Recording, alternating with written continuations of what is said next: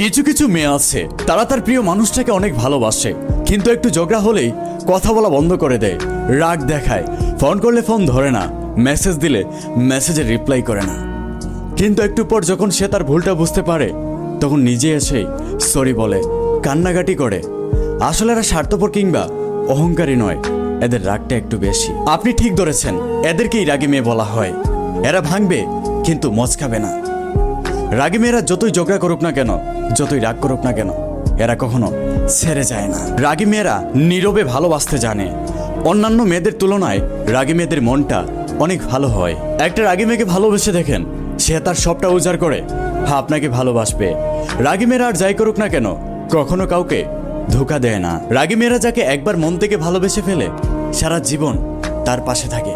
হ্যাঁ, রাগী মেয়েদের সমস্যা একটাই, যখন তাদের রাগ উঠে যায় তখন তাদের মাথা ঠিক থাকে না। তারা রাগের মাথায় আপনাকে উল্টাপাল্টা বলবে, আপনাকে কষ্ট দিয়ে ফেলবে। কিন্তু সে আপনাকে রাগের মাথায় যতটা কষ্ট দিবে, তার রাগ ভেঙে গেলে সে আপনার চাইতে 1000 গুণ বেশি কষ্ট পাবে। হ্যাঁ, রাগী মেয়েদের রাগটা একটু বেশি, কিন্তু মনের দিক থেকে অনেক ভালো হয়। কোনো রাগী মেয়ে যদি আপনার জীবনে থাকে তাহলে তাকে একটু আগলে রাখবেন আপনার ভালোবাসা দিয়ে।